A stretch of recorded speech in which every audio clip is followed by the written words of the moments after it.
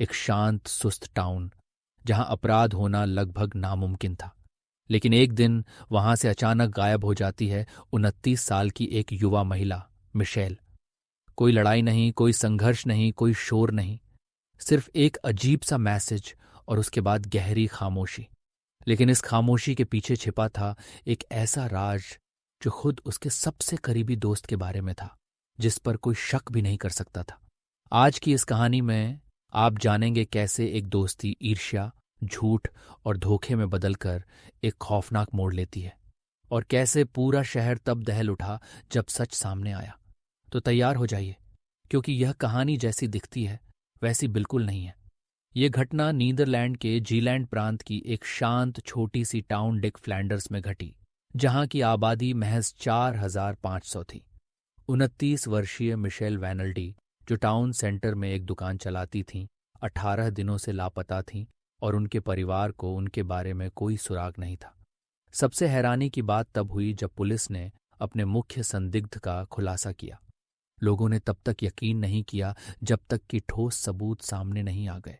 उनके परिवार ने उन्हें आखिरी बार सोमवार 14 दिसंबर 2020 को देखा था, जब मिशेल अपनी दादी से मिलने गई थी। उसी दिन उन्होंने अपनी मां मिरांडा से भी बात की थी। अगली सुबह जब मिरांडा अपनी सिलाई की वर्कशॉप से घर लौट रही थी तो उन्हें कुछ अजीब लगा। मिशेल ओसबोर्न में अपनी मां के साथ रहती थी और उनकी कोविड-19 महामारी और अगली लॉकडाउन की घोषणा के बारे में संक्षिप्त बातचीत हुई थी। उसी शाम मिरांडा को अपनी बेटी मिशेल का एक टेक्स्ट मैसेज मिला, लेकिन कुछ गड़बड़ लगा। ये उनकी तरफ से आखिरी संदेश था। मिशेल कभी एसएमएस नहीं भेजती थी, वह हमेशा व्हाट्सएप का इस्तेमाल करती थी। इसके अलावा संदेश का अंदाज उसके जैसा बिल्कुल भी नहीं लग रहा था। उसमें दावा किया गया था कि मिशेल एक दोस्त के साथ छोटी यात्रा पर जा रही है, जिसने तुरंत मिरांडा को शक में डाल दिया। ये क्रिसमस से कुछ दिन पहले की बात थी। उसी रात मिरांडा ने मिशेल के करीबी दोस्तों को फ़ोन किया, लेकिन किसी को भी उसका पता नहीं था। अजीब बात यह थी कि उन सभी को एक जैसे ही अजीब टेक्स्ट मैसेज मिले थे। जब मिरांडा अपनी बेटी के घर गईं तो उन्हें और भी चौंकाने वाली बातें पता चलीं। मिशेल की पालतू बिल्ली हार्वे को बिना खाने पानी के अकेला छोड़ दिया गया था। कोई बैग पैक नहीं किया गया था और उसके कपड़े अलमारी में सलीके से रखे हुए थे। चिंतित होकर मिरांडा ने अगले दिन पुलिस में अपनी बेटी के गायब होने की रिपोर्ट दर्ज कराई। कई दिनों तक पुलिस ने स्थिति की जांच में कोई खास रुचि नहीं दिखाई। आखिरकार क्रिसमस पर उन्होंने एक आधिकारिक जांच शुरू की। इस बीच मिशेल के परिवार ने खुद ही कदम उठाए। वे सैंड्रा हेलमन के पास गए, एक 44 वर्षीय बेल्जियम महिला जो मिशेल के बहुत करीब थी। सैंड्रा ने हाल ही में मई 2020 में मिशेल की सिलाई की दुकान के ठीक बगल में at the spiritual little house lots नामक एक आध्यात्मिक स्टोर खोला था। दोनों महिलाएं बहुत करीबी थीं, रोज बात करती थीं और एक दूसरे का साथ देती थीं। मिशेल के परिवार के दुकान में दाखिल होते ही मीठी खुशबू वाली अगरबत्ती की सुगंध आई। दुकान काले जादू से संबंधित किताबों और सामानों से भरी हुई थी। सैंड्रा ने उनका स्वागत किया और उन्हें उतनी ही चिंता जताई। उसने दावा किया कि उसे मिशेल के बारे में कुछ नहीं पता और मदद का ऑफर दिया। अगले हफ्तों में सैंड्रा सक्रिय रूप से सोशल मीडिया पर मामले के अपडेट्स शेयर करती रही और मिशेल को ढूंढने में मदद की गुहार लगाती रही। 23 दिसंबर तक पुलिस ने आखिरकार जनता से मदद मांगी। जनवरी की शुरुआत में मिशेल के परिवार ने मामले को सोशल मीडिया पर व्यापक रूप से सार्वजनिक किया और जनता का दबाव बढ़ने लगा।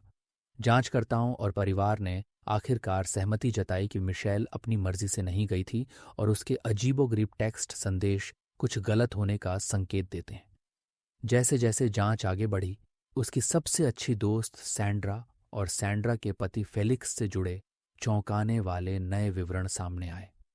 मिशेल के कई दोस्तों ने पुलिस को पुष्टि की कि मिशेल एक प्रेम त्रिकोण में फंसी हुई थी। नवंबर 2020 के अंत में सैंड्रा, मिशेल और फेलिक्स के बीच एक त्रिकोणीय संबंध बन गया था। हालांकि कुछ हफ्तों बाद फेलिक्स और मिशेल एक दूसरे के प्यार में पड़ गए और अलग से रिश्ता आगे बढ़ाना चाहते थे। फेलिक्स ने सैंड्रा को बता दिया कि वह अब उनके रिश्ते को जारी नहीं रखना चाहता। इस मकसद को स्थापित करने के बाद पुलिस ने फेलिक्स पर ध्यान केंद्रित किया। फेलिक्स ने पुलिस को बताया कि उसे भी मिशेल के गायब होने के आसपास उसकी तरफ से अजीब टेक्स्ट मिले थे। 14 दिसंबर की सुबह 7 बजे मिशेल ने उन्हें प्यार भरे संदेश भेजे। फेलिक्स ने कहा कि उस दिन आखिरी बार उसने मिशेल को देखा था। अगली शाम 6:29 पर फेलिक्स को एक एसएमएस मिला जिसमें मिशेल ने अचानक रिश्ता तोड़ने और इंडोनेशिया जाने की बात कही। फेलिक्स ने कहा कि उसे तुरंत कुछ गलत लगा क्योंकि ये संदेश मिशेल के सामान्य अंदाज में नहीं थे। मंगलवार 9 फरवरी को जांच दल ने मिशेल की वर्कशॉप, सैंड्रा की दुकान और सैंड्रा के घर की तलाशी ली। सैंड्रा ने तलाशी का विरोध नहीं किया। शुरुआती जांच में कुछ खास नहीं मिला, लेकिन एक विवरण असंगत था। सैंड्रा लगातार दावा करती रही थी कि उसने मिशेल को आखिरी बार 14 दिसंबर की सुबह देखा था। हालांकि उसके फोन से बरामद, हटाए गए लेकिन पुनर्प्राप्त एक फोटो ने एक अलग कहानी बताई। ये तस्वीर 15 दिसंबर मंगलवार की रात एग्जैक्टली 10:01 पर ली गई थी, जिसमें मिशेल सैंड्रा की दुकान के अंदर, खासतौर पर रसोई में, अपना फोन अनलॉक करने का कोड टाइप करते हुए दिख रही थी। इसी शाम पुलिस को सैंड्रा की दुकान में एक गोल मेज के पैर के नीचे कालीन पर एक खून का दाग मिला। फोरेंसिक विश्लेषण ने पुष्टि की कि यह मिशेल का खून था। नीदरलैंड्स फोरेंसिक इंस्टीट्यूट ने सैंड्रा के जूतों पर भी उसके खून के निशान पाए। इसके बाद पुलिस को सैंड्रा के पति फेलिक्स से एक संदेश मिला।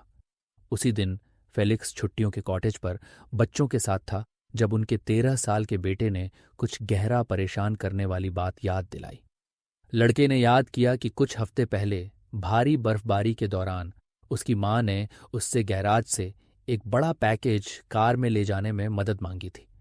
लड़के ने कहा कि पैकेज से बदबू आ रही थी क्योंकि वह कचरे के बैग में लिपटा हुआ था। पुलिस ने लड़के का आधिकारिक साक्षात्कार लिया।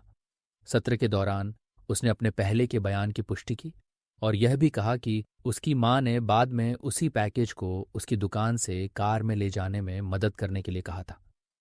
जांचकर्ताओं ने फिर कार के जीपीएस ट्रैकर के डेटा के साथ लड़के के समय रेखा की तुलना की।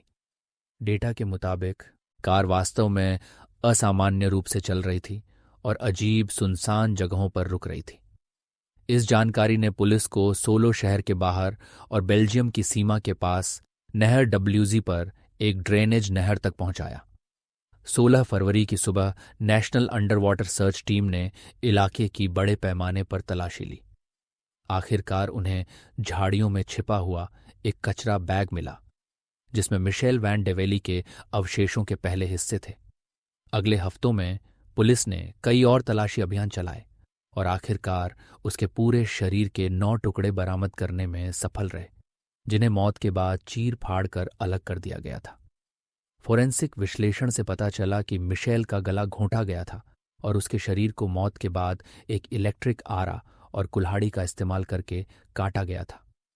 सैंड्रा को तुरंत गिरफ्तार कर लिया गया। वह परिवार के साथ छुट्टी पर जाने की तैयारी कर रही थी। गिरफ्तारी के दौरान सैंड्रा ने लगातार यही दावा किया कि उसका मिशेल के गायब होने से कोई लेना देना नहीं है। 16 फरवरी को अपनी 5वीं पूछताछ के दौरान जब अधिकारियों ने आखिरकार उसके खिलाफ सभी सबूत पेश किए तो उसने एक हस्तलिखित बयान दिया। इसमें सैंड्रा ने प्रेम त्रिकोण के अस्तित्व को स्वीकार किया लेकिन इनकार किया कि इसने अपराध को प्रेरित किया। उसने कहा कि मिशेल और उसके पति के बीच चल रहे अफेयर ने उसे धोखे का एहसास कराया। वास्तव में उसने मिशेल का नंबर अपने फोन में डब्टी बास नाम से सेव कर रखा था। सैंड्रा ने दावा किया कि फेलिक्स एक झूठा और हेरफेर करने वाला व्यक्ति था और उसका इरादा मिशेल को उससे बचाना था। उसने सुझाव दिया कि पूरी सच्चाई के लिए फेलिक्स से सीधे पूछताछ की जाए। हालांकि उसने उसका नाम जोर से नहीं लिया, लेकिन सैंड्रा ने संकेत दिया कि वही सब कुछ के लिए जिम्मेदार था। उसने फेलिक्स से एक परेशान करने वाली शॉपिंग लिस्ट प्राप्त करने का दावा किया जिसमें कचरा बैग, टेप, एक हैंड एक्स, एक रेसिप्रोकेटिंग सॉ और एक इलेक्ट्रिक हैंड सॉ शामिल थे। उसने कहा कि उसने उसे बग्घी के एक हार्डवेयर स्टोर से ये सामान खरीदने के लिए भेजा था और बाद में मिशेल के शरीर को निपटाने का निर्देश दिया था। जांचकर्ताओं ने फेलिक्स की संभावित भागीदारी की गहन जांच की, लेकिन सैंड्रा के दावों का समर्थन करने के लिए कोई सबूत नहीं मिला। ये सच था कि सैंड्रा ने हार्डवेयर स्टोर का दौरा किया था और लिस्ट की हर चीज खरीदी थी, लेकिन इस बात का कोई संकेत नहीं था कि फेलिक्स ने उसे ऐसा करने का निर्देश दिया था। फेलिक्स उस दिन बेल्जियम में काम कर रहा था और उसका अलिबी फोन रिकॉर्ड, जीपीएस डेटा और उसके नियोक्ता के समय लॉग से पुष्टि हो गया था। सैंड्रा ने आगे सहयोग करने से इनकार कर दिया और पूछताछ प्रक्रिया से पूरी तरह हट गई। महीनों बाद 14 अप्रैल 2022 को सैंड्रा ने आखिरकार बताया कि क्या हुआ था। उसने दावा किया कि यह एक दुर्घटना थी, भले ही उसने स्वीकार किया कि वह अकेले मिशेल की मौत के लिए जिम्मेदार थी। उसके मुताबिक 15 दिसंबर 2020 की सुबह उसकी दुकान की रसोई में प्रेम त्रिकोण को लेकर हुई बहस हिंसक हो गई। सैंड्रा ने दावा किया कि मिशेल गिर गई और उसका सिर हीटर से टकरा गया।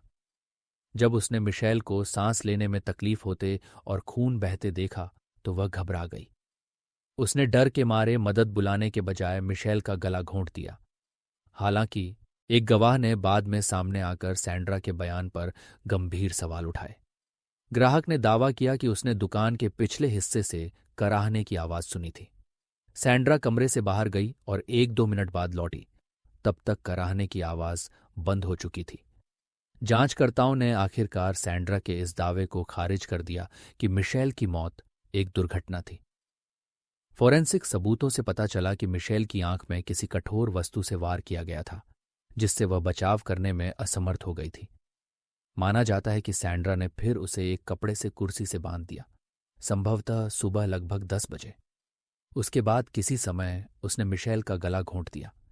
फिर वह मिशेल के बेहोश या उस समय तक मृत शरीर को अपनी दुकान के चेंजिंग रूम में ले गई, उसे बक्सों से ढक दिया और बदबू को छुपाने के लिए भारी मात्रा में अगरबत्ती जलाई। ये सोचकर सिहरन होती है कि मिशेल का शरीर तब भी दुकान में ही था जब उसका परिवार उसकी तलाश में वहां गया था। दिनों बाद सैंड्रा ने मिशेल की चिंतित माँ और भाई से शांतचित्त होकर बात की, जबकि वह जानती थी कि शरीर सिर्फ 1 मीटर दूर एक पर्दे के पीछे छिपा हुआ है। उसने स्वीकार किया कि उस यात्रा के बाद उसने शरीर को निपटाने की योजना बना ली थी। सैंड्रा ने स्वीकार किया कि उसने पहले तो मिशेल के शरीर को पूरा हिलाने की कोशिश की, लेकिन वह ऐसा करने में असमर्थ रही। फिर वह एक हार्डवेयर स्टोर पर गई, एक कुल्हाड़ी और एक हैंडसॉ खरीदी, अपनी दुकान में वापस आई और मिशेल के शरीर के 9 टुकड़े कर दिए। प्रत्येक टुकड़े को एक कचरे के बैग में रखा गया, जिसे बाद में उसने एक ड्रेनेज डिच में फेंकने के लिए ले गई। अवशेषों के मिलने में 1 और महीना लगना था।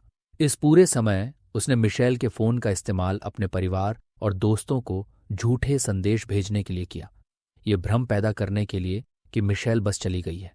सैंड्रा तलाश में भी शामिल हुई, एक चिंतित दोस्त का अभिनय करते हुए सच्चाई छुपाती रही।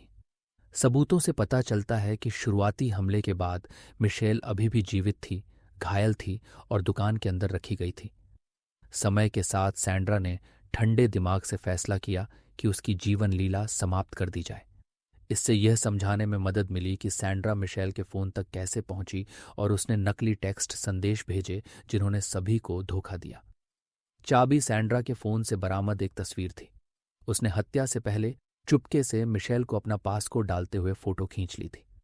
नवंबर 2022 में अदालत ने सैंड्रा हेल्मन को उसकी दोस्त की हत्या का दोषी पाया और उसे 18 साल की जेल की सजा सुनाई, जैसा कि अभियोजन पक्ष ने मांगा था। उसे मिशेल के परिवार को लगभग 2 लाख यूरो का मुआवजा भी देना था।